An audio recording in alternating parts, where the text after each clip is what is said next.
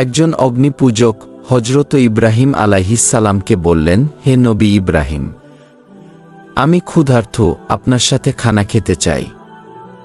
হযরত ইব্রাহিম আলাইহিস সালাম লোকটিকে বললেন, তুমি যদি আগুনের পূজা ত্যাগ করে ইসলাম ধর্ম গ্রহণ করো, তাহলে আমি তোমাকে খেতে দিতে পারি। একথা শুনে অগ্নিপূজারী লোকটি না খেয়েই চলে গেল।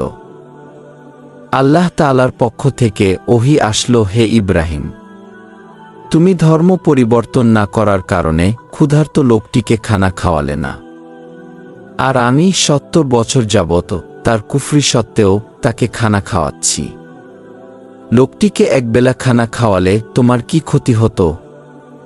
হযরত ইব্রাহিম আলাইহিস সালাম তৎক্ষণাৎ তার খোঁজে দৌড়াতে লাগলেন। তাকে খুঁজে পেয়ে বাড়িতে নিয়ে আসলেন এবং খানা খাওয়ালেন। অগ্নিপূজক লোকটি জিজ্ঞেস করল, আপনি কেন আমার তালাশে বাহির হলেন এবং আমাকে খানা খাওয়ালেন? হযরত ইব্রাহিম আলাইহিস সালাম তাকে আল্লাহর ওহীর কথা খুলে বললেন। সব শুনে অগ্নিপূজক লোকটি বলল, আমি একজন অগ্নিপূজক ছিলাম, আল্লাহর পূজা করতাম না।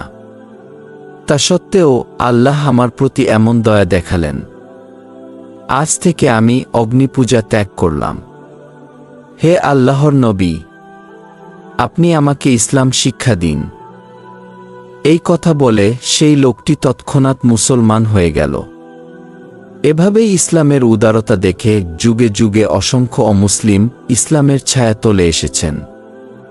মহান আল্লাহ আমাদের সবাইকে ইসলামের মহানুভবতার গুণ দান করুন।